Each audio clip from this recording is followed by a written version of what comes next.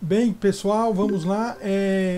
Estamos aqui na gravação da aula do dia 13 de abril de 2020, né, no período de suspensão de atividades aí do coronavírus, né?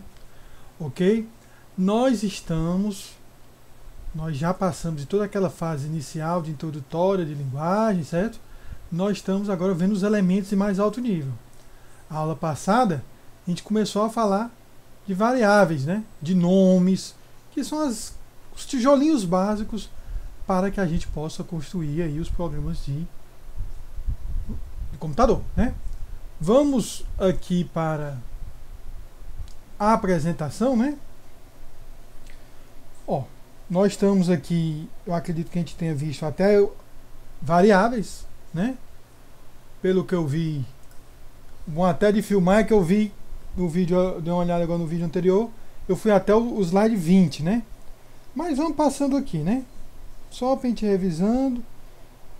Variáveis, atributos, né? Os nomes, a questão das regras do nome, né? Se as palavras especiais são palavras reservadas, que nunca podem ser usadas para identificadores, ou palavras-chave que, dependendo do contexto, podem ser utilizadas, né? O nome, aí vem a questão da capitalização, né? Do tamanho do nome, né? Algumas linguagens têm um caractere especial que ajuda a dizer o que é que um determinado nome está representando, ok? Mas eu acho que o tema mais importante foi a questão da capitalização, né? Se um nome com um elemento maiúsculo é diferente do mesmo nome com um elemento minúsculo, ok? A gente viu que você ter sensibilidade à capitalização, você tem um problema de legibilidade, né? Às vezes o nome é idêntico, só muda uma palavra, uma letra que está maiúscula ou minúscula. Aí você vê duas variáveis dessa mesma forma no texto, você fica na dúvida se são a mesma variável ou não, né? Mas a gente notou também que as linguagens mais modernas, Java e C Sharp, tendem a usar esse padrão aí do camelo, né? Em que você inicia com o nome minúsculo, a primeira palavra, não usa espaços, mas o nome da variável, cada palavra, cada artigo, né, cada preposição você coloca com maiúsculo. Okay? Isso é muito comum, quem já fez algum programinha em Java deve ter visto isso, né? Ok, a questão das palavras reservadas. Aí foram os nomes, né? A gente viu que o nome ele é só um dos atributos possíveis para as variáveis, né? A gente viu que são 3 atributos, né? Os nomes, que a gente discutiu já, o endereço, o valor, o tipo, o tempo de vida e o escopo. Ok? O nome já discutimos, né? A questão do endereço, a gente viu que, na verdade, não é só uma célula de memória, né? Em geral, a variável ela tem um tipo que vai ocupar algumas células de memória. E esse nome da variável, essa variável é uma abstração ao valor que está lá armazenado nessa célula de memória, né? Vi a questão dos apelidos, que são 2 nomes de variáveis para representar a mesma região da memória. Os famosos são os ponteiros em C, né? Mais referências em Java também. Tem isso daí, né? A questão do tipo, que representa a faixa de valores. O valor é o conteúdo da célula, né? E a célula abstrata, como eu já disse, são a porção de memória que guarda o valor da variável. Capítulo 6 discute mais os tipos de dados, né? Por enquanto nós vamos ficar imaginando aqueles tipos básicos, primitivos, inteiro, tudo, né? O conceito de vinculação, certo? Que é justamente uma associação em que eu vou associar um atributo a uma entidade. Então, uma variável ela vai ter uma vinculação a cada um daqueles atributos. Vai ter um nome vinculado, um tipo vinculado, um endereço vinculado, né? Tudo isso aí vinculado a ela. Ok? E essa figura que eu expliquei com mais cuidado são os diferentes tempos em que pode ocorrer a vinculação de um atributo à variável. Ok? Aqui eu passei com mais cuidado, mas são, na verdade, o tempo de projeto da linguagem, enquanto eu vinculo um símbolo a operadores, a operações, né? Então digo, olha, o mais faz a soma. Isso é uma coisa que eu estou vinculando, juntando lá no tempo de projetar a linguagem, né? Mas isso não tem tanto a ver com variável, ok? Mas, por exemplo, quando eu estou implementando a linguagem, eu vou dizer, olha, variáveis de ponto flutuante vão ter essa representação, né? Então isso é uma coisa que eu estou quando eu estou implementando, quando eu estou criando o compilador da linguagem, né? Então eu determino que na minha linguagem, nesse compilador, o inteiro são 4 bytes. Então a quantidade de células de endereçamento eu estou vinculando no tempo de implementação da linguagem. O tempo de compilação é quando eu estou gerando o código objeto, né? Geralmente eu estou fazendo isso quando eu tenho o código pronto, eu vou vinculando, por exemplo, o tipo a uma determinada variável, né? O tempo de carga é quando eu estou criando o processo que vai executar o programa. Tem várias ligações que eu posso fazer aí, botar uma variável que representa um recurso do sistema, né? E o tempo de ligação é quando eu estou usando memória compartilhada, né? Tudo isso aí. Eu faço uma ligação a uma variável no meu processo a outra variável que já está na região de memória. São esses tempos aí, né? Esses tempos, para nós, isso vai ser mais interessante a gente imaginar, são as vinculações estáticas e as vinculações dinâmicas. Todos aqueles tempos ali que ocorrem antes da execução do programa são vinculações estáticas. Então, projeto, implementação, tudo aquilo ali é tempo de vinculação estática. E o tempo dinâmico é tudo que ocorre durante a execução. Então, o que ocorre no tempo de carga, no tempo de ligação, tudo isso é vinculação dinâmica. Ok? Então, para nós é importante mais nesse momento é deslumbrar essa diferença entre o que é estático e o que é dinâmico. Ok? Adiante, eu falei da vinculação de tipo. Quando é que eu vinculo o tipo de uma variável a essa variável? Novamente, ela pode ser estática ou dinâmica. Pode ocorrer antes da execução ou durante a execução. Ok? E se for estático, eu posso especificar isso de uma maneira explícita ou implícita, né? A vinculação de tipo estática, ela é explícita quando eu tenho uma sentença do programa que lista o nome de variáveis e especifica que elas são de um certo tipo, né? Linguagem C, Java, C++, C Sharp, todas são nesse estilo, né? Você tem um int A, B e C, né? Então lá, antes de executar o programa, quando você está vendo só o código, você já sabe que A vai ser do tipo int, né? E B do tipo int e C do tipo int. Ok? Então isso é uma declaração explícita. Algumas linguagens, a declaração ela é estática, mas ela é implícita. Eu não coloco int, eu não coloco nada, mas eu faço algo do tipo IA igual a 10. Ok? Lá em Fortran, uma linguagem muito antiga, mas a gente tem sido utilizado, ele ia entender que A é do tipo inteiro, porque 10 é inteiro, apesar de eu não ter declarado. Então isso é uma declaração implícita, né? Lá Fortran tinha variáveis começando com I, J, K, L, M, por padrão era inteira. Se não fosse começando com esse nome era real, né? Das linguagens mais modernas, Perl parece que tem algo nesse estilo também, né? Ok? Mas uma vez definido, não tinha como mudar. O tipo estava aquela variável IA, até o final da execução, ela será inteira, porque a primeira vez que ela for usada como inteira. Certo? Bem, a vinculação dinâmica é o que ocorre com JavaScript, PHP e Python, né?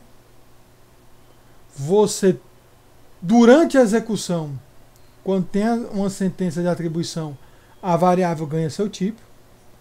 Então isso em PHP ou em Python, em JavaScript, isso é totalmente legal. No momento list é uma lista e no outro momento list é um ponto flutuante, não tem problema. Ok? É altamente genérico, eu posso fazer isso numa boa. Mas o problema disso é que o desempenho vai lá para baixo. O desempenho não fica bom. Pois a cada referência, durante a execução, eu preciso verificar a compatibilidade dos tipos. Enquanto na vinculação estática eu já podia fazer um pouco dessa verificação durante a compilação, né? Ok? Então, mas o fato de ser tudo muito dinâmico, acaba que esse tipo de vinculação dinâmica dá certo muito bem para linguagens interpretadas, né? Ok? Não funciona, não tem muita vantagem para uma linguagem compilada. Ok? Então, extrapolando um pouco essa questão da declaração implícita, eu mostrei aqui que tem vinculação de tipos até por inferência, né? Ok? Essas linguagens aqui, todas elas são linguagens funcionais, ok? No lugar de, pela atribuição de um valor à variável, definir o tipo, eu faço uma definição pelo contexto, né? Aí eles dão um exemplo no livro, duas funções aqui nessa linguagem ML, ao serem definidas, no corpo da função tem um ponto flutuante. Então, esse ponto flutuante, ele já promove para ser o tipo de R e para ser o tipo de retorno da função. Então, R vira ponto flutuante e círculo MF também vira ponto flutuante, né? Mas aqui no outro caso, eu mostrei que, como 10 é inteiro, né, ele promove inteiro para x e promove inteiro aqui como resultado dessa função. Ok? Então isso é o contexto, né? Ele vê uma seção do código para influir ou para inferir o tipo, né? Isso é um procedimento mais avançado. Essas linguagens de programação são mais abstratas, né? Tem mecanismos aí somente para tratar algoritmos, para tratar essa questão de inferência. Ok? Mas aqui no caso, ó, nada impede o programador dizer, olha, isso aqui em ML eu estou forçando essa função a ser ponto flutuante. O contexto já promove para x ser ponto flutuante. Ok? Então fica aqui a visão que existe essa vinculação por inferência, né? Então a vinculação mais básica é a estática, que você lá no código declara o tipo da variável. Uma vinculação mais robusta, mais complicada de tratar é a dinâmica, que é quando a variável é utilizada é que ela recebe o tipo e pode mudar durante a execução. E uma assim mais rebuscada, né, é a por inferência.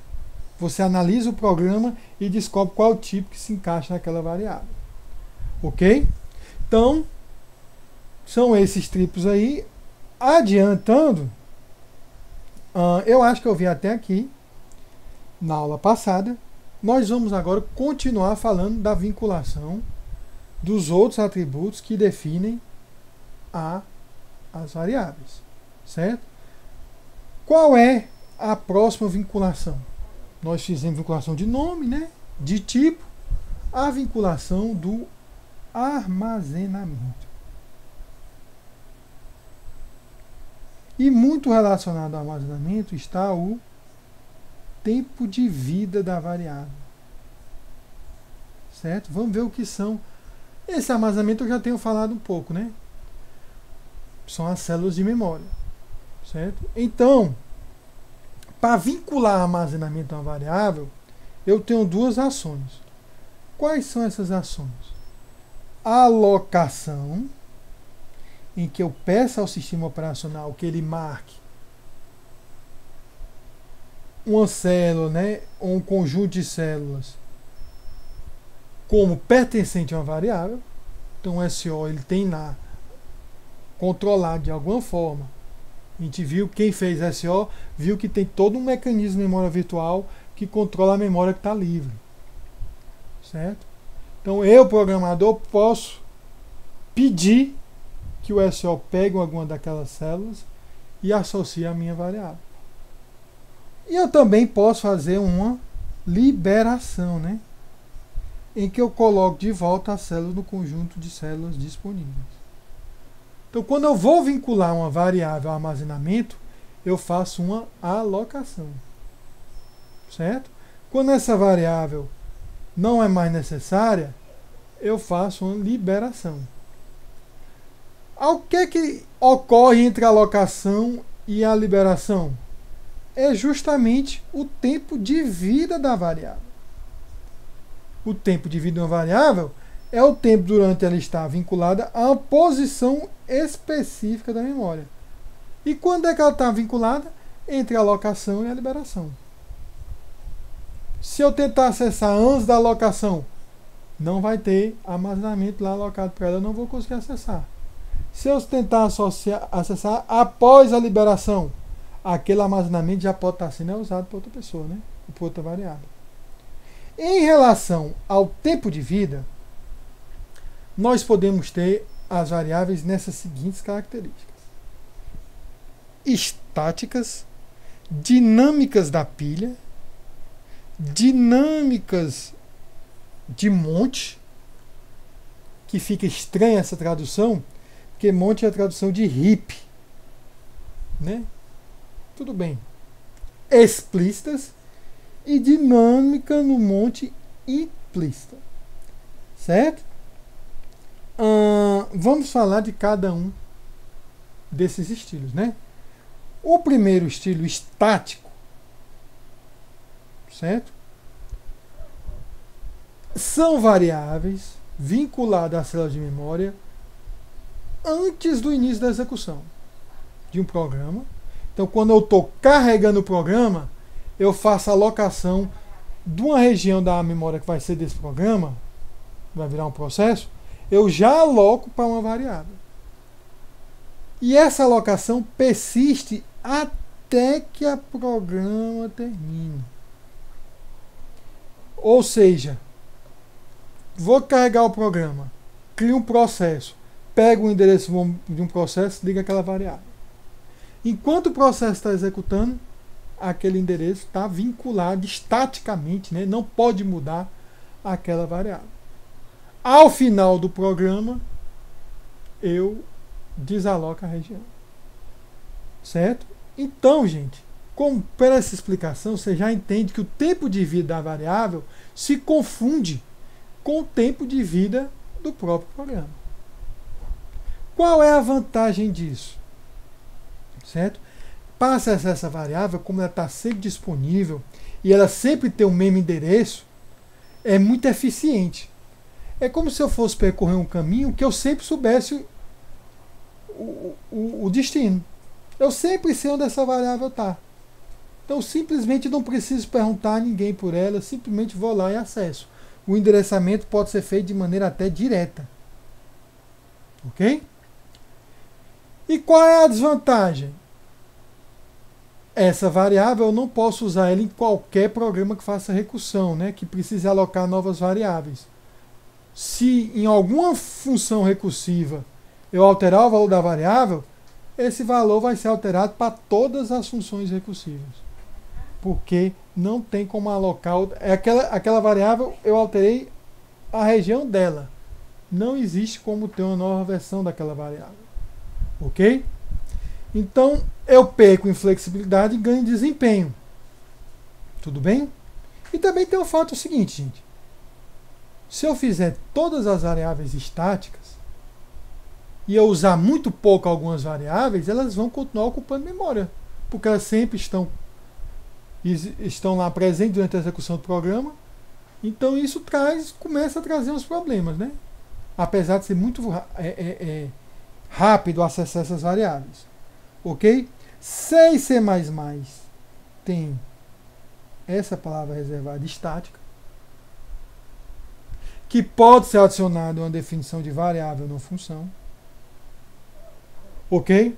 Se eu declarar uma variável em C fora da função main, já seria como se ela fosse estática. As variáveis globais você pode considerar que são...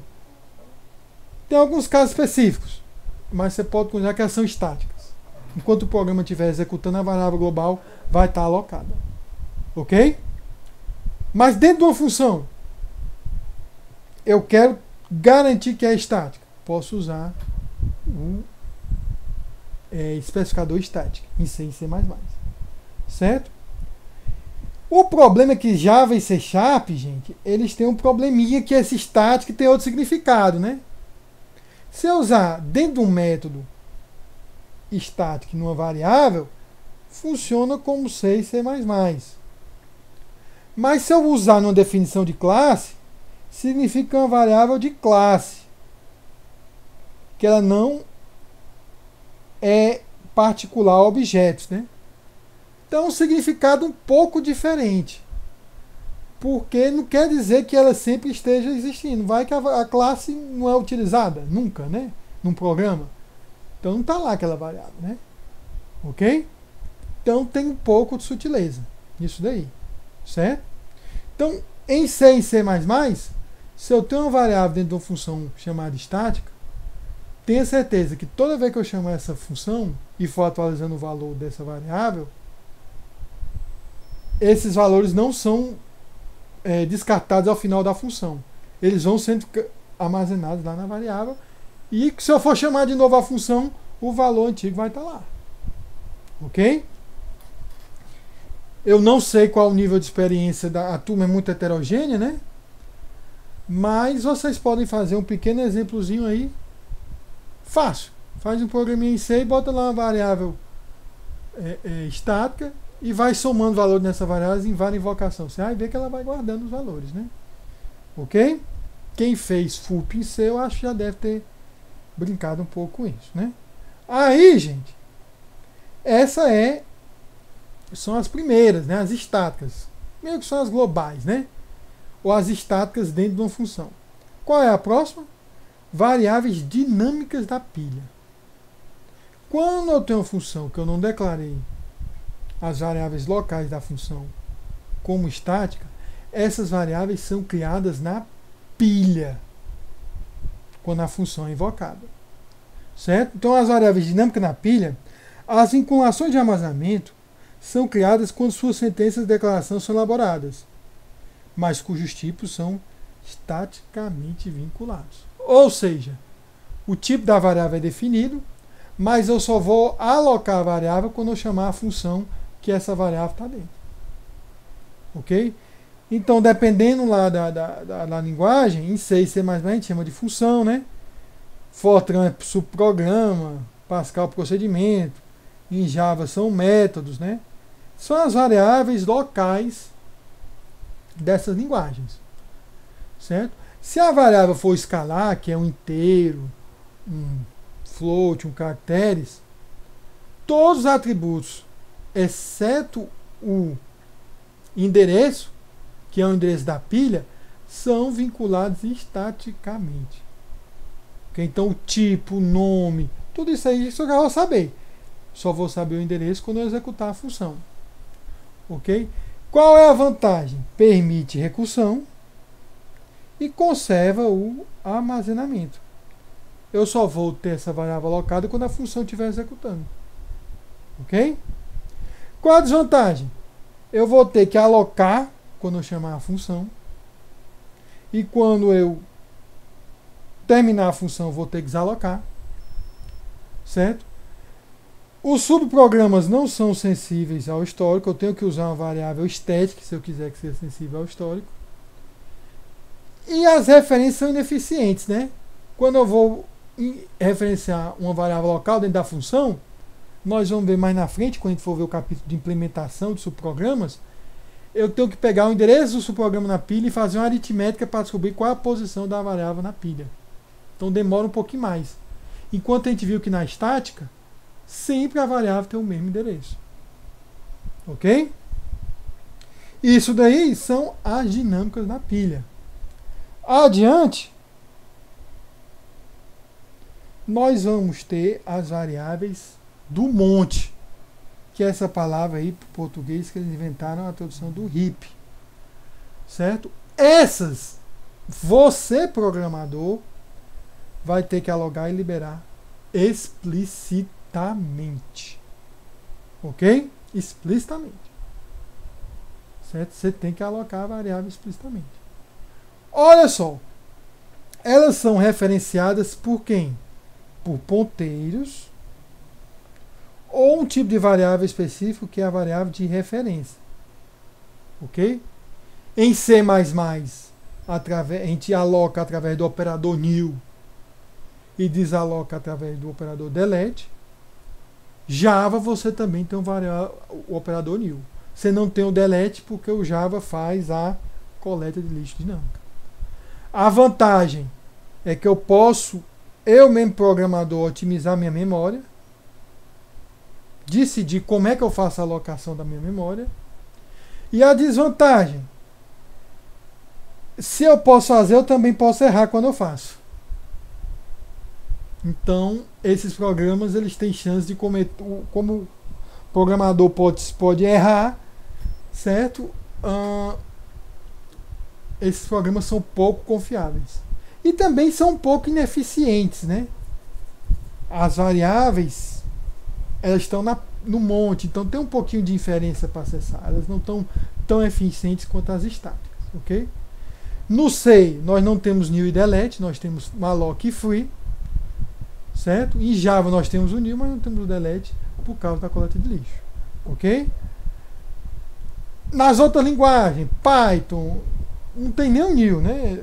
Quer dizer, tem um construtor em Python que eu posso usar para construir as classes, mas como é tudo vinculado dinâmico, acaba nem precisando tanto do new, né? Ok? Mas tem a coleta de lixo também dinâmica. Certo? Aí, em relação ao tempo de vida, nós ainda temos, nesse quesito de monte, são as explícitas, em que eu uso o new, eu uso o malloc para poder criar essa variável. Eu posso ter as implícitas, que são justamente como a Python faz, né? Python, Perl, PHP e JavaScript. Eu simplesmente boto o nome da variável e um valor, uma atribuição, automaticamente é criado no monte, ok? Altamente flexível, certo? Mas eu tenho o uso ineficiente da memória, certo? Eu tenho que as memórias podem ter estouro da memória, eu tenho o tempo que o coletor de lixo tem que executar de vez em quando para liberar a memória que eu não estou mais usando, certo? Então, tem uma perda de desempenho em troca da facilidade de programação, né? A flexibilidade.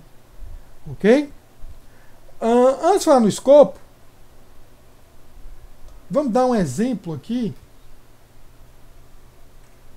Opa! Entramos na matriz, né? Ó, deixa eu botar aqui embaixo para não ficar estranho ali. Certo? Deixa eu ver qual era o exemplo. O exemplo eu tinha feito um exemplo de atributos, né? Certo. Eu vou fazer um exemplo de vinculação. Não. Tempo de vida. Certo? Vamos fazer em C, porque em C é uma linguagem bem básica. Não faz nada automático. Dá para perceber essa diferença aí. Ok? Vamos fazer aqui uma funçãozinha básica em C. Aí eu vou fazer assim, ó. Pronto, int soma. Tá vendo que int soma tá fora da função main e de qualquer outra função? Então int soma vai existir durante toda a execução do meu programa. Certo? Então int soma é estática e global. Ok? Perfeito. Eu vou criar uma funçãozinha add, certo? Não retorna nada.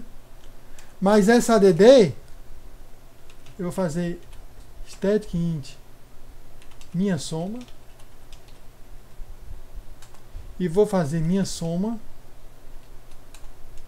igual a minha soma mais N. Tudo bem? Olha só, eu coloquei estática, né? Estática e local a minha função ADD. Tudo bem? E eu simplesmente vou fazer aqui a função retorno 0. Botar um printf aí. Não, nem um printf não. Eu vou fazer add.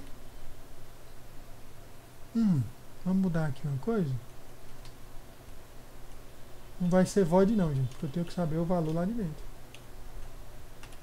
Int. Certo? Retorna minha soma. Tudo bem? Perfeito, né? Aí eu vou fazer add1, add2. Ah, mas minha soma é o quê? Tem que ser um inteiro, né? E minha soma, gente, começa com 0. Tenho duas variáveis estáticas, com diferença aqui, uma global e outra local. Ok? Ambas vão ter o armazenamento vinculado ao carregar o programa. Certo? E eu fiz... Vamos botar add1, add duas vezes, né? Ok? E vou fazer assim, ó. Printf. Na verdade...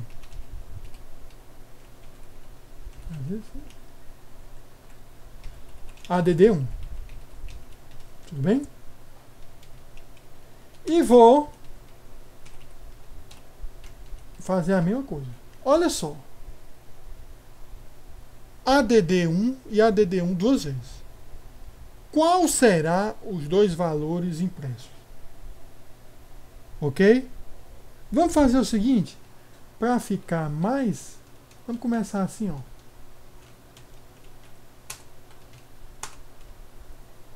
Entenderam? E aquele soma lá em cima? Vamos deixar aquele soma ali, por enquanto ali. Mas veja aí, minha soma, int normal, igual a 0, adiciono um valor e retorno o valor de minha soma. add1, add1. O que é que vai ser impresso? Agora, vamos ver.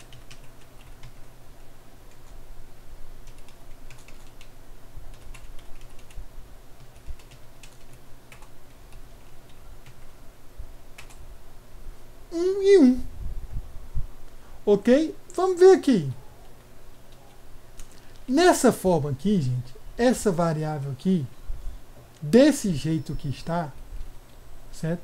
Na verdade, ela é uma variável dinâmica na pilha. Certo? Toda vez que eu chamo add1 aqui dentro, esse método add é colocado na pilha. E em cima de onde eu coloco esse método na pilha, eu coloco a variável minha soma. Certo? E quando eu botei minha soma fica acessível, eu consigo fazer a soma e retornar o valor dela. Terminou a invocação, qualquer ponto aqui a partir da linha 16, minha soma não existe mais alocada. Ela não ocupa mais espaço na memória. Ok? Quando eu chamo de novo a função, aí minha soma é alocada novamente. Mas pode ser outro endereço. Por isso é que ela é dinâmica na pilha. Ela é dinâmica durante a execução, ela pode pegar endereços diferentes na pilha. Agora, se eu fizer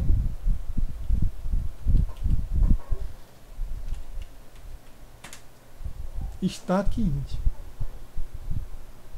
ok? Compilei. Olha aí. Eu adicionei uma vez, mas quando eu fui adicionar um de novo, o valor 1 já tinha sido guardado lá. Então, entre essas duas invocações de add, foi guardado o valor de minha soma. que após a DD1 da primeira vez, minha soma passou a ser 1. E após a DD1 da segunda vez, passou a ser 2. Então, agora, estática. Ok? Estática. Certo? No monte, não. Ela é estática da base do programa, ela não é no monte. Como é que seria uma variável para ser dinâmica no monte de forma explícita? A gente teria que fazer isso. Ó. Vou botar aqui, include tdlib. Olha o que é que eu vou fazer.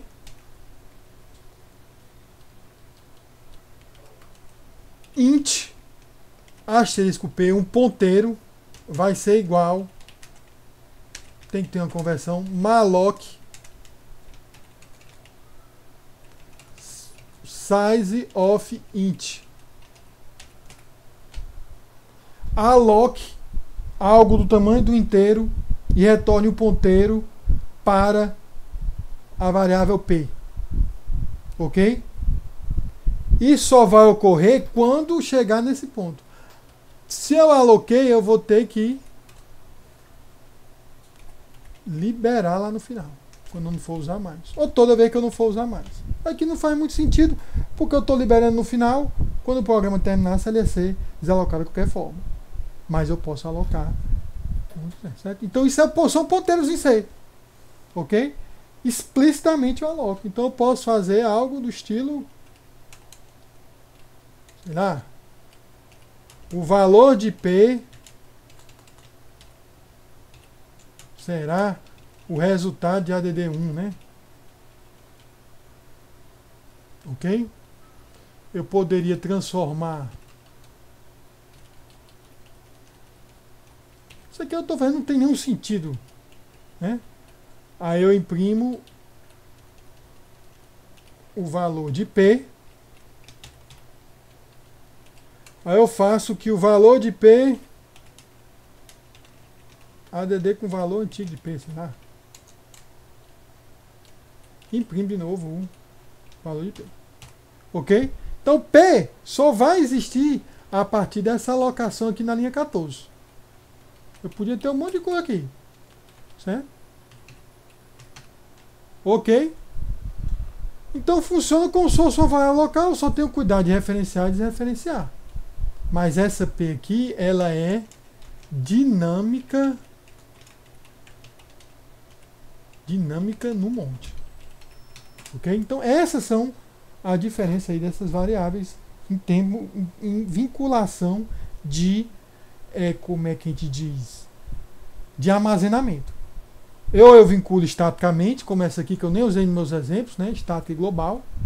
Podia invocar aqui dentro dessa função, dentro da main, onde fosse, ela sempre existiria. As variáveis das funções, se não forem estáticas, elas são vinculadas dinamicamente na pilha e pode mudar várias vezes, porque são dinâmicas, né? Ou eu posso vincular no monte dinamicamente. Ok? Eu poderia fazer isso aqui, ó. Liberei, né? Aloquei de novo. É dinâmico, mudou, agora aponta para outro endereço. Ok? Então esses são os conceitos, né? No C fica mais fácil a gente ver, gente, porque o C é mais baixo nível. Agora Java, tudo eles fazem isso por você. Pelo menos a alocação você usa com nil, né? Mas essa liberação tem um processo que fica lá avaliando suas variáveis e liberando toda vez que não são mais necessárias. Ok? Agora vamos ver o escopo. Porque uma coisa é o tempo de vida. Outra coisa é o escopo. O tempo de vida é quando a variável está na memória. Certo? O escopo é como se fosse, gente, a parte do código que eu posso acessar a variável. Em quais partes do meu código eu tenho acesso a essa variável que está alocada na memória? Se a variável não está mais na memória, o escopo não tem sentido, não tem o que acessar, né? Então o escopo de uma variável é a faixa de sentenças trecho do código na quais a variável é visível. As variáveis não locais de uma unidade ou de um bloco de programa são aquelas que estão visíveis, mas não são declaradas nessa unidade ou bloco. A variável global lá em C, ela está visível dentro de qualquer função? Tá. Mas onde foi que ela foi declarada? Não foi na função, foi lá no texto principal do programa, né? Fora de qualquer função. As regras de escopo de uma linguagem determinam como a ocorrência de um nome é associada a uma variável. O que a gente vai ver que a gente vai poder ter variáveis no mesmo trecho. Você olha aquele mesmo trecho de código, tem duas possibilidades para o mesmo nome. E a gente vai ver como as regras da linguagem determinam qual endereço é associado àquele nome. Ok? Olha só. Escopo estático ou o escopo léxico. O escopo, tudo que é estático, gente, você já entende que não tem nada a ser definido durante a execução. É tudo que é definido antes da execução. Certo? Então, o escopo estático é baseado na organização do código do programa. Então, de acordo com o código está organizado, é que eu vou definir em determinado trecho qual variável representa qual posição da memória. Para ligar um nome a uma variável, você tem que encontrar a declaração dessa variável. Tem que saber onde é que ela foi declarada, né? O processo de busca, o que é que ele faz? Ele vai procurar localmente e depois em escopo cada vez maiores, até chegar no nível mais alto do escopo. Ok? Certo? O encapsulamento em close e escopo estático para um escopo específico são chamados ancestrais estáticos. E o ancestral mais próximo é o pai estático. Algumas linguagens, gente, permitem subprogramas alinhados. Como é que é isso, professor? Seria definir uma função dentro de uma função. E isso ia permitir criar escopos estáticos alinhados. Não é uma função chamar outra, não. É dentro da função eu definir outra função. Por exemplo, a ADA, JavaScript, mais moderno, né? Fortran e PHP permite essa mágica. E Pascal também permitia. Ok? Vamos ver aqui. Imagine uma linguagem. E essa linguagem, essa sintaxe aí, ele pegou baseado em, acho que é Pascal. Certo? Então você tem aqui o seguinte. Você tem a definição procedure, que é como se fosse uma função. O procedure nada mais é, gente, do que uma função que não retornaria valor. Uma função void, por assim dizer, né? Tem outro significado aí, mas vamos imaginar isso aí, ó. Esse procedimento big, certo? Pela indentação, você vê que o corpo de código dele começa aqui e termina aqui, ó. Mas antes ele declara umas variáveis e os procedimentos locais. Qual a variável que é local ao procedimento big? A variável x. E eu tenho dois procedimentos internos, a big. Sub1 e sub2. Sub1 começa aqui e termina aqui. E sub2 começa aqui e termina aqui. Eles estão assim no mesmo nível, né? Professor, isso é confuso. Pensa uma função dentro de uma função. Sem que, por exemplo, sub1, eu só posso chamar de dentro de sub ou de big. De onde é dentro de big? Em algum canto aqui. Tanto sub1 quanto sub2 eu só posso chamar de dentro de big. Ok? De fora de big eu não posso chamar. Por quê? Porque não estão definidas. O escopo desses procedimentos não é. Eles estão definidos dentro desse procedimento big. Ok? Mas big tem a variável x e sub1 também tem a variável x. Quando o sub2 for invocar a variável de x para fazer alguma coisa do tipo x igual a 1, qual é o x que está sendo atualizado? É o x de big ou é o x de sub 1? Aí você tem que ver. Sub 2 está dentro de quem? Está dentro de big. Sub 2 não está dentro de sub 1. Então, sub 2 vai ver no seu próprio declaração aqui, que era para estar mais ou menos aqui, não tem. Existe um x local? Não existe. Então, eu tenho que ir atrás do meu pai estático. Quem é o meu pai estático? Big. Big tem um x? Tem. Então, esse xzinho aqui referencia esse x aqui. Entendeu? Então, estaticamente no código congelado, você consegue ver quem é aquele x que sub 2 está referenciando. Ok?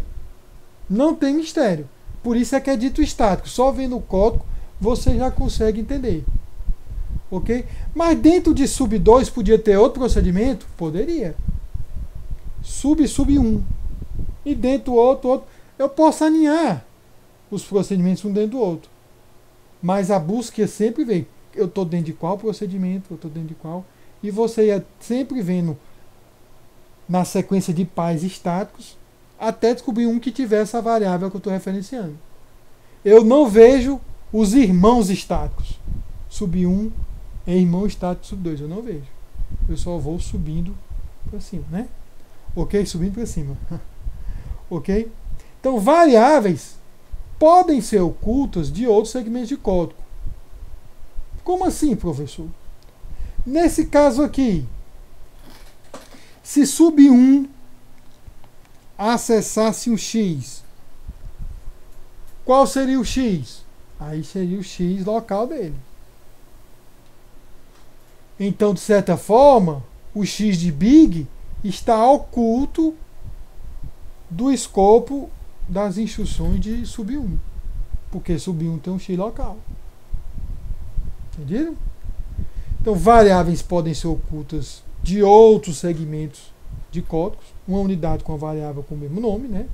Então, o meu x local tem o mesmo nome de um x do meu ancestral estático. O meu x do ancestral estático ele não está acesso. Então, no exemplo anterior, seria possível acessar a variável x definida em big a partir de sub 1. Opa! Não seria possível. Ok? Em Ada, em C++, em Java, eu posso usar um operador. Certo? Eu posso colocar aqui no caso, se eu quisesse dentro de sub 1 acessar o x do big, podia fazer big de x, né? Em C++ seria pontinho, pontinho, x. Ok? Eu não sei se tem um pontinho aqui, né? Mas eu estou acessando do meu pai, não o meu local. Ok? Isso é uma maneira de controlar o escopo do nome x. Certo? Beleza, eu estou falando de procedimentos. Aí você vê que, professor, a linguagem que eu uso não permite uma função dentro de uma função. Não permite. Mas a maioria da linguagem que a gente usa permite quem? Um bloco dentro de um bloco. Certo? Então a maioria das linguagens que nós usamos hoje em dia não permitem, né, declaração de procedimentos alinhados. Entretanto, a maioria permite criar escopos estáticos em unidade de programas alinhados. Quem foi que definiu isso? Aquela Algol 60. Ok? Aí, por exemplo, um exemplo em C e C++. Ó.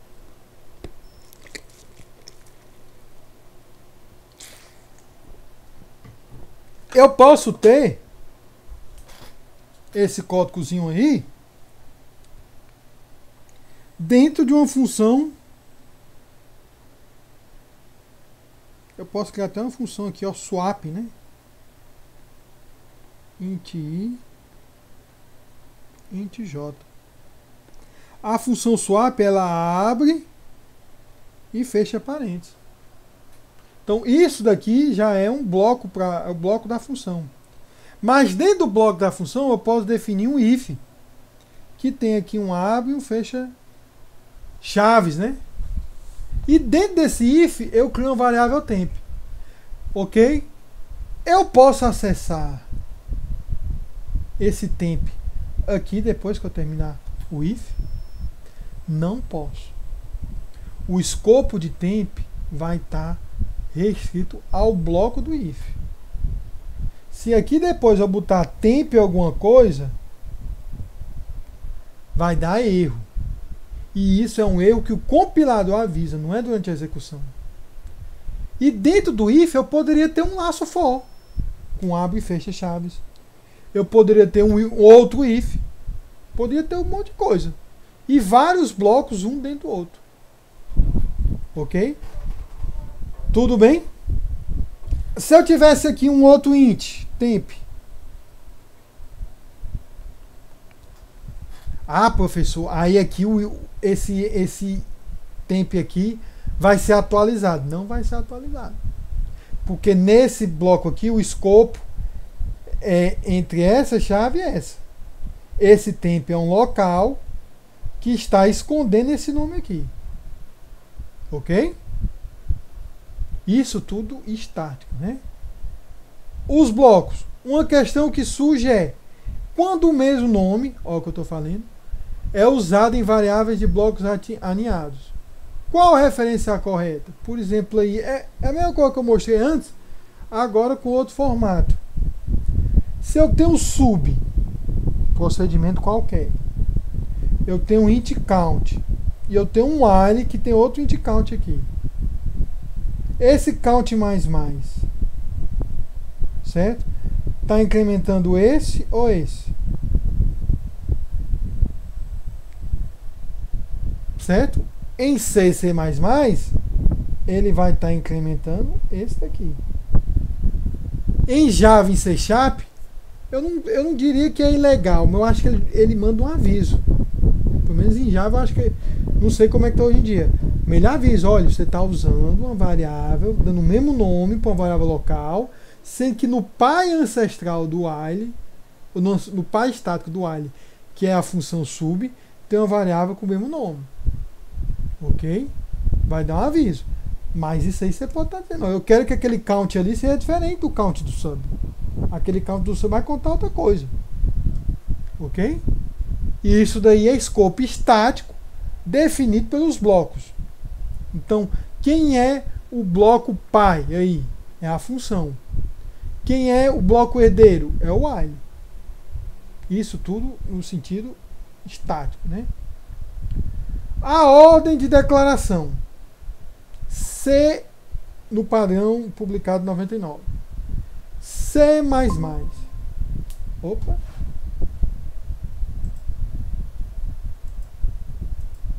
Tem um apito aqui, mas eu acho que foi a Fernanda voltando, né? Deve ter caído aqui, certo?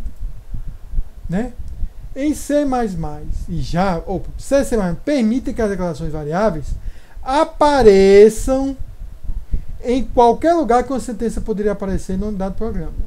Então eu posso botar aqui, ó. Opa.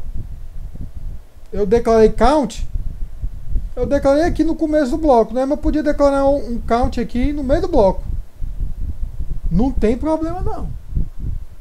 Eu posso declarar onde eu quiser no bloco, mas em C++ e Java, o escopo de todas as variáveis locais é da declaração até o fim. Então, apesar de num bloco, entre um abre e fecha chaves, eu poder botar uma declaração em qualquer lugar, o escopo só é a partir da declaração até o fim do bloco. Ok? Então, se eu tiver algo assim, né? Ó, instrução, int count, eu não posso acessar count aqui. Mesmo que por acaso o compilador já nesse momento aqui já aloque o espaço para count, eu só vou poder acessar count a partir daqui. Certo? Em C Sharp, o escopo de qualquer variável declarada em um bloco é o bloco inteiro. independente da posição da declaração. Então o escopo é o bloco inteiro. Eu achei essa afirmação do livro aí um pouco... quer dizer que se eu botar a declaração lá no final do bloco eu vou conseguir acessar, certo? C# ainda requer que todas as variáveis sejam declaradas antes de ser usadas. Eu achei um pouco contraditório isso que o livro está dizendo. Então tem que ser declarado antes de ser usado. Mas o escopo é o bloco inteiro, certo? Na prática acaba que as duas abordagens confiam o escopo do bloco ao bloco da separação da declaração, permitindo o uso das variáveis apenas após a sentença de declaração. Achei meio confuso o que ele falou do C#, mas o que acaba ocorrendo é que só vou poder usar depois de declarar. Apesar do escopo pode ser até depois, todo o bloco. Ok? Em C++, Java e C#, as variáveis podem ser declaradas em sentenças for. Certo? Eu posso ter um int for, né? Aqui, ó. Versões antigas do C faziam com que o escopo da variável fosse o bloco no qual o for fosse declarado. Então eu fazia int count e eu conseguia, em versões antigas do C, acessar um count aqui.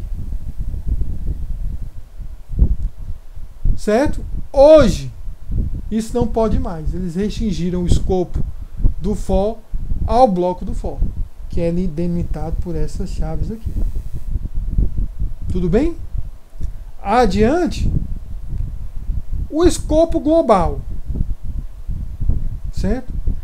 Definir uma variável significa que o compilador aloca e vincula espaço da memória, além de possivelmente inicializar com valores. Quando eu estou dizendo que eu estou definindo uma variável, eu estou já alocando espaço na memória. Declarar uma variável significa dizer que a variável existe, mas não necessariamente dizer que qual é o endereço. Afirma a existência de uma variável, mas eu não estou alocando. Quando eu declaro uma variável, eu estou supondo que ela já foi definida em outro canto. O que é isso, professor? A gente vai ver que no C, gente, certo? Tem um exemplo aqui. Eu posso separar meu programa em vários arquivos e usar uma variável num arquivo, sendo que essa variável foi definida em outro. Eu tenho que poder declarar essa variável no arquivo que eu vou usar. Ok? Então eu declaro, digo que a variável existe, mas não digo qual espaço que ela ocupa, porque quem definiu isso foi outro artigo. Ok? Então uma variável, a função, pode ser declarada várias vezes. Eu posso criar ela numa vez na memória e vários arquivos declararem essa mesma posição na memória. Mas essa definição do lugar da memória só ocorre uma vez. Ok? Olha só aqui. Escopo global. Como é que isso funciona na linguagem? C, C++, e PHP e Python permite uma estrutura de programa que é uma sequência de definição de funções, nas quais as definições de variáveis podem aparecer fora das funções. Perfeito? Perfeito, gente. Eu posso, em C, declarar uma função fora da main. Em Python, nem sempre a gente usa esse negócio da main, né? Às vezes a gente já vai botando código. Certo? Mas é parecido com você declarar uma variável fora da main em C, né? C e C++ tem declarações e definições. Ok? Em Python, geralmente, quando eu uso a variável, eu estou declarando e definindo. Eu estou alocando espaço e definindo que ela existe. Eu posso usar em C e C++ a palavra reservada externe, que permite dizer que ela existe, mas não alocar espaço. Ok? Eu digo, olha, ela externamente foi alocada na memória, eu só estou utilizando o que já foi alocado da memória por outra pessoa que não é esse arquivo. Na verdade, por outro arquivo. Né? Ok? Isso é específico do C. Aí olha aqui os exemplos aqui, ó. São exemplos em código. Olha aqui esse exemplo aqui no canto superior aqui esquerdo. Tá vendo? Eu declaro uma variável fora do main. Essa variável ela é declarada e definida. Ou seja, Eu digo que ela existe, que o nome é var, e ao mesmo tempo, quando o compilador encontra esse trecho de código, ele define, ele aloca um espaço da memória para essa variável. E lá dentro da minha função, eu posso usar a variável numa boa, no endereço aí que foi alocado pelo compilador. Certo? Então esse é um exemplo em que eu declaro e defino a linguagem, a variável. São minhas variáveis globais. Tudo bem? Essa variável aqui, segundo caso, eu coloquei a palavra reservada externa. Eu até esqueci de botar aqui o... Aqui teria que ter um var igual a 10. Certo? Eu estou dizendo que a variável é apenas declarada, mas quando eu for compilar o programa, eu vou ter que unir vários arquivos. Em um desses arquivos tem que ter a definição da variável. Se não tiver, não funciona o programa. Mas se existir, se eu tenho um main.c, né? E outro programinha, var.c, vars.c, e esse main.c tem esse externo, e aqui nesse var, em algum canto, tem um tal de int var, perfeito, funciona numa boa. Ok? Agora, esse caso aqui, certo? Se a variável for apenas declarada, mas não existir esse arquivo, não vai dar certo. Eu vou tentar alocar um espaço na região, não existe um arquivo que eu tenha compilando que tenha declarado essa variável, eu vou ter um erro de compilação variável não existente. Tudo bem? Então tem que ter alguém externamente declarando a variável. Agora, aqui eu botei vars, né? Mas eu posso fazer isso de uma maneira mais bonitinha, né? Ó. Dizer que é um variáveis.h. Esses .h mais ou menos é isso aí. E eu digo que é externo, né? Que esse variável.h é que define. Perfeito. Também posso alocar. Ok? Variável declarada, define outro arquivo e o programa funciona numa boa. C tem seu escopo global apenas para variáveis declaradas e definidas fora de qualquer função. Certo? O escopo de outros arquivos pode ser acessado declarando as variáveis no arquivo, usando o que? A palavra reservada externa. Tudo bem? Isso é a maneira que você faz isso aí, de você ampliar o escopo. PHP. Em PHP, os programas são embutidos em código HTML. O escopo de uma variável é local à função que é declarada. Tudo bem? Então, declarar a variável na função é local. O escopo das variáveis globais se estende de suas declarações até o fim do programa. Perfeito. Mas pulam sobre qualquer definição de funções subsequentes. Como assim? Aí nós vamos ver esse código em PHP aqui, ó. Ele declara a variável day e month. Tudo bem? Em PHP a gente viu que os nomes de variáveis escaláveis são prefixados pelo esse sim. Essas variáveis, daqui até o final do programa, é o escopo delas. Certo?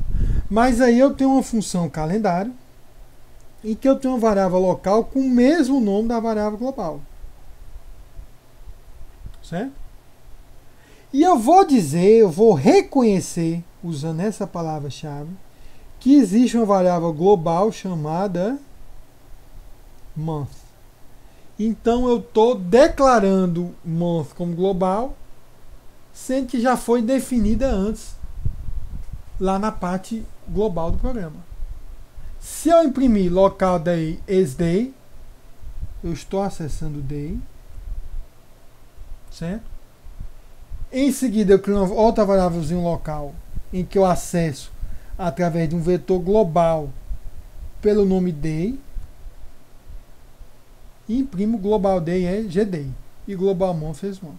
Isso aqui, quando eu for executar, essa primeira impressão vai pegar o valor local. Essa segunda impressão, como está pegando pelo vetor das variáveis globais, vai pegar o valor global, que é Monday. E a última vai pegar um valor global, que é o month, que eu consigo acessar porque eu declarei como global. Ok? Então aqui eu estou resolvendo meu escopo em PHP. Eu tenho duas opções, né? Ou declarar como global, ou pegar pelo vetor. Em Python, também tem essa opção aqui do global. Né? Em Python, uma variável global pode ser referenciada em uma função, mas uma variável global pode ter valores atribuídos a ela apenas se ela tiver sido declarada como global. Aqui um programinha em Python, se eu tiver definido aqui day como global, né? E eu estou apenas lendo day aqui, não tem problema. Vai imprimir corretamente. Ok? Mas nesse exemplo aqui, se eu tiver feito day igual a Monday, e aqui eu só estou imprimindo, né? Mas aqui eu estou tentando atualizar. Não vai dar certo. Vai dar erro. Para poder escrever, o que é que eu tenho que fazer? Lá no começo do método, eu tenho que dizer que a variável day é global. Aí eu consigo tanto acessar quanto escrever. Certo? Então são algumas regrazinhas que cada linguagem tem para permitir você lidar com o escopo léxico, o escopo estático. Tudo bem? Ah, professor, só existe esse? Né? Funciona bem. É fácil de entender como é que você vai acessar só analisando o código. Então isso te dá uma confiabilidade. O problema é que em muitos casos fornece mais acesso do que é o necessário. Eu não tenho como esconder algumas variáveis globais de determinadas funções. Certo? E como o programa evolui, a estrutura inicial é destruída, né? E as variáveis locais muitas vezes se tornam globais, né? Enfim, esse negócio de variável local virar global, eu não entendo muito bem como é que ele faria isso, mas essas limitações que ele dá do escopo estático, elas são inerentes da programação procedural. Você quer ter mais controle ainda sobre o escopo, você usa orientação a objeto, que você tem private, public, protected, tudo isso daí, né? Então você meio que tem o melhor dos dois mundos e acaba sendo o escopo mais usado. Qual é outro tipo de escopo? O escopo dinâmico. Enquanto o escopo estático é baseado na posição do bloco dentro do código,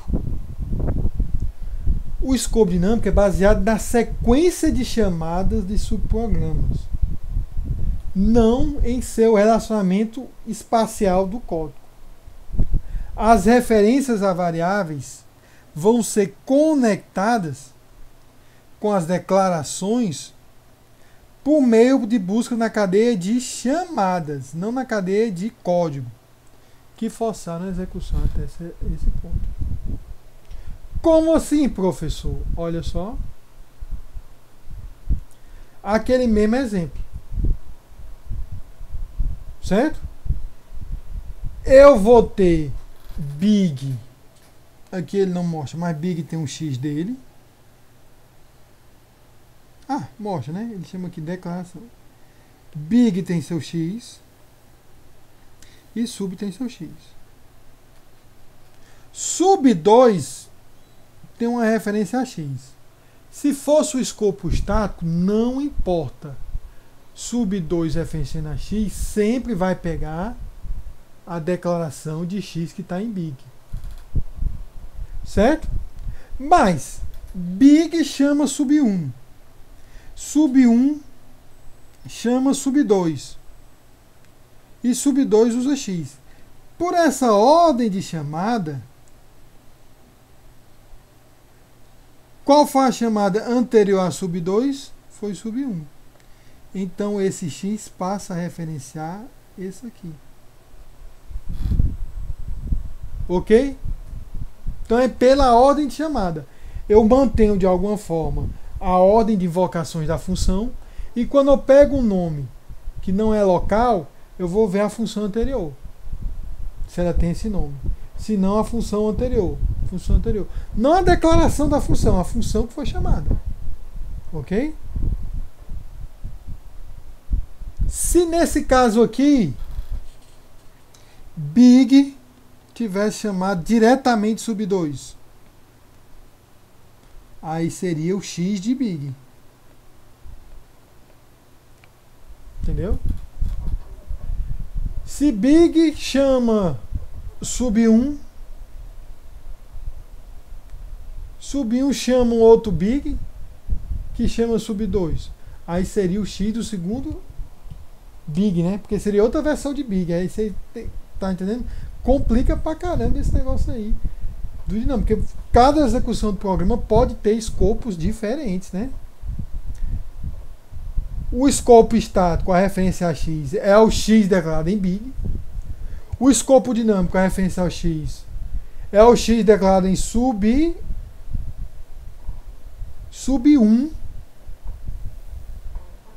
Certo? O escopo dinâmico tem um problema. Tem uma vantagem. A vantagem é conveniente, né? Assim, você pode, depende da execução do programa, definir qual escopo que está ocorrendo. Quais são as desvantagens? Enquanto um subprograma é executado, suas variáveis são visíveis ao subprograma que ele chama. Então, na verdade, não precisaria ter, né? A impossibilidade de verificar os tipos das referências a não locais estaticamente. Então, não posso, durante a compilação, verificar, rapaz, tem aquele x naquele método. Eu não tenho como saber de onde é que ele vem. Se eu soubesse, eu podia já deixar uma referência, um ponteiro lá, e o meu programa acabar sendo mais rápido. Eu vou ter que deixar para resolver isso em tempo de execução. E o que vai tomar tempo da minha execução, né? E os programas ficam mais difíceis de ler. Enquanto no estático, para saber qual era o x, eu só tinha que ler o programa, no dinâmico eu vou ter que pensar, rapaz, se vier por esse caminho aqui de invocação, o x é esse. Se vier por esse outro caminho, o x é outro. Então fica mais difícil de ler, né? Ok? Aí na prática, quem é que usa esse escopo dinâmico? Algumas linguagens funcionais antigas utilizavam, né? Mas na prática, até essas linguagens funcionais, as versões mais recentes, migraram para o escopo estático. Então fica esse escopo dinâmico mais como uma curiosidade que pode retornar em alguma linguagem aí, né? Algum projeto aí pode achar interessante. Então é bom vocês saberem diferenciar. Tudo bem? Escopo e tempo de vida. Ah, professor, o tempo de vida é quando a variável está alocada na memória e não é a mesma coisa do escopo? Não. Escopo e tempo de vida podem estar relacionados, mas são conceitos diferentes. Considere uma variável static. Aquela static lá que eu criei na função add. Ela está vinculada a armazenamento durante a execução do programa. Ela sempre existe. Mas eu não posso, na função main, referenciá-la. Eu não posso. Então o escopo dela fica restrito à função que eu defini ela. Mas por ela ser estática, o tempo de vida sobrevive a invocações diferentes. Entendido? Então a variável persiste entre invocações, mas o seu escopo é restrito ao código da função. Ok? Então tem essa pequena diferença. Né? Aí para tratar isso de uma maneira melhor, a gente acaba tratando o conceito de ambiente de referenciamento. Então, dado uma sentença no código, eu vou chamar de ambiente de referenciamento todas as variáveis que eu posso usar nessa sentença, sem causar erro de acesso. Ok?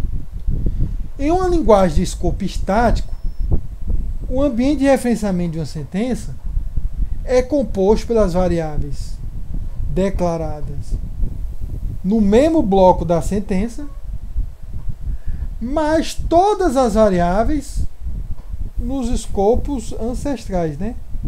Nos blocos alinhados até chegar até aquele bloco. Ok? Um subprograma é dito ativo se sua execução começou, mas ainda não terminou.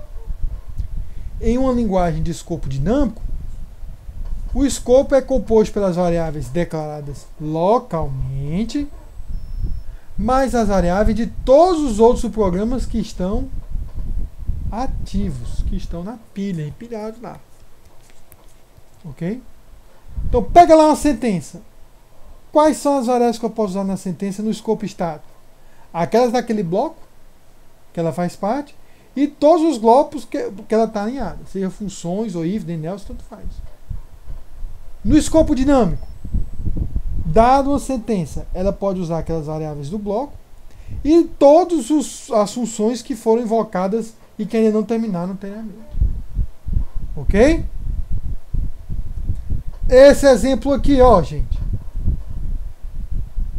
Eu tenho aqui procedimento, né? Exemplo, tem A e B no nível mais alto do escopo, né? Esse procedimento, o corpo dele é aqui, ó, begin end. Eu tenho o procedimento sub 1, que tem esse begin end aqui.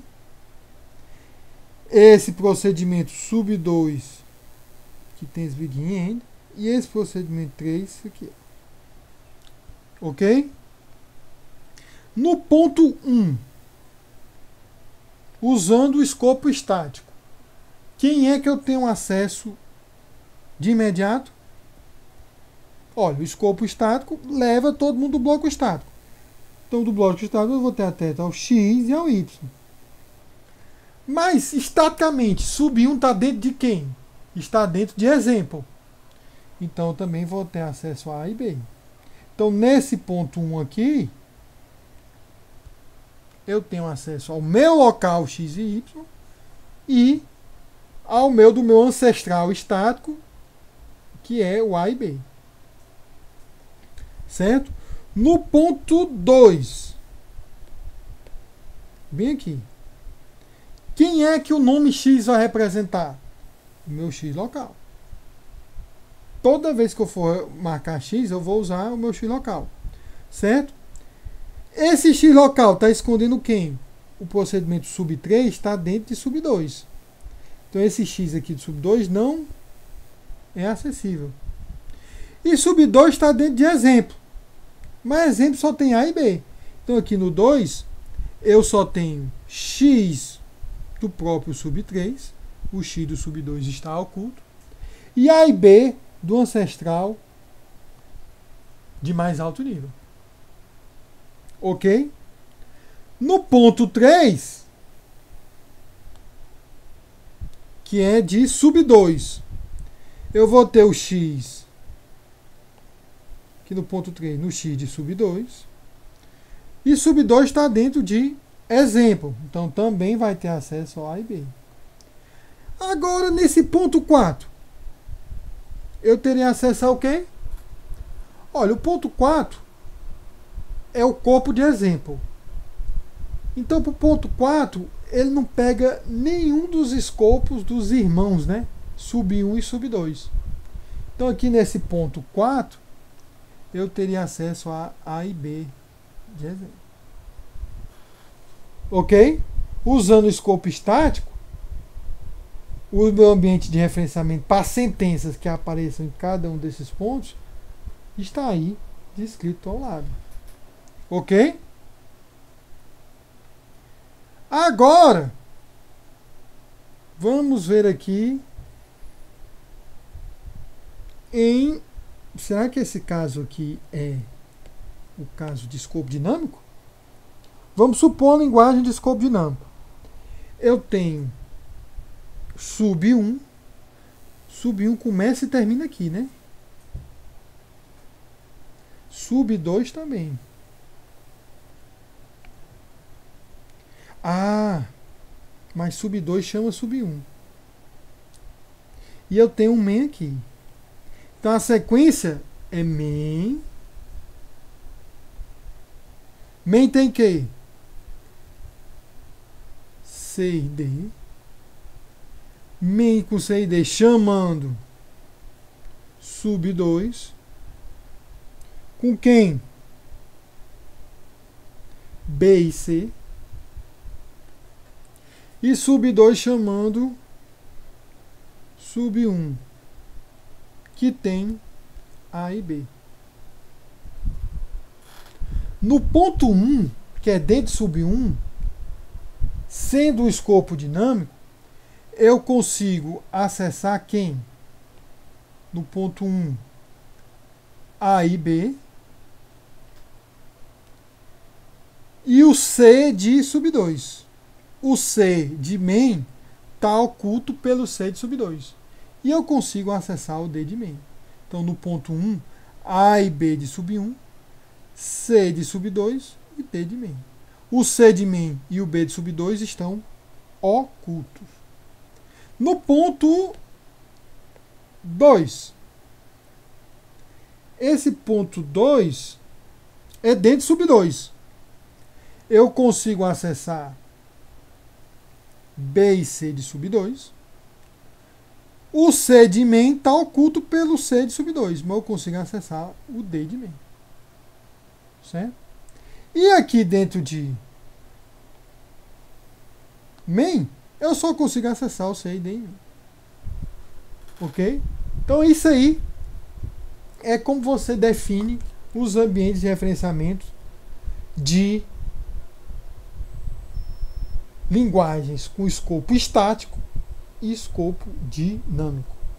Esse exemplo aqui é ruim porque ele usa procedimentos, mas você pode imaginar um pouco isso aí com blocos, né? Mas bloco não dá para um bloco chamar outro. Mas até hoje, por exemplo, JavaScript ele diz que aceita esse tipo de representação, né? Não deve ser difícil construir isso aí com uma linguagem moderna. Ok? Já esse aqui já é mais difícil. Escopo dinâmico, a linguagem moderna não aceita, né? Não implementa. Ok? Mas fica aí para a gente saber diferenciar. Depois vai ter exercício com base nisso aí. Certo? Só para finalizar, a questão das constantes, né? Ok? A constante é como se fosse uma variável que o atributo de valor não pode ser mudado. Certo? Então, a constante nomeada é uma variável que está vinculada a um valor apenas uma vez. Então, isso me dá uma confiabilidade de que determinada variável nunca vai mudar. E para que eu uso isso? Isso é muito usado para parametrizar programas. Certo? A gente vai ver um exemplo depois, né? A vinculação de valores e constantes nomeadas podem ser estáticas, ou seja, antes do programa executar, ou dinâmicas. Ok? Aí tem os exemplos para Fortran, né? Em Java, em C Sharp, né? Mas, se você for ver aqui esse exemplo, olha essa funçãozinha aqui. Eu acredito que seria C++ ou Java, né? Acho que isso é Java, né? Olha só, eu declaro aqui, ó, uma lista de inteiros de tamanho 100, uma lista de string de tamanho 100. Aí vou fazer alguma coisa aqui nessas duas listas. O meu laço é tudo pelo tamanho da lista, né? Então o meu programa aí, olha, eu quero rodar meu programa agora para 1000. Eu quero ter certeza que o valor que eu obter aqui vai ser respeitado aqui. Eu posso lá no texto do meu programa antes botar const int len, né, igual a 1000. Recompilar, aí ele faz aqui, né, em Java é final, né, essa palavra reservada, cria uma constante em Java, que ele definiu o comprimento como 100. E lá no código, quando tinha 100, ele sempre coloca agora o valor da constante. Ele tem certeza que não vai mudar, certo? E se ele quiser criar um programa para tratar o tamanho, um vetor de tamanho 1000, ele só precisa mudar uma linha do código, que é onde eu defino a constante. Ok? Tem esse uso aí, né? Resumindo, sensibilidade à capitalização lá no começo e a relação dos nomes com palavras são problemas para o nome. As variáveis são caracterizadas por nome, endereço, valor, tipo, tempo de vida e escopo.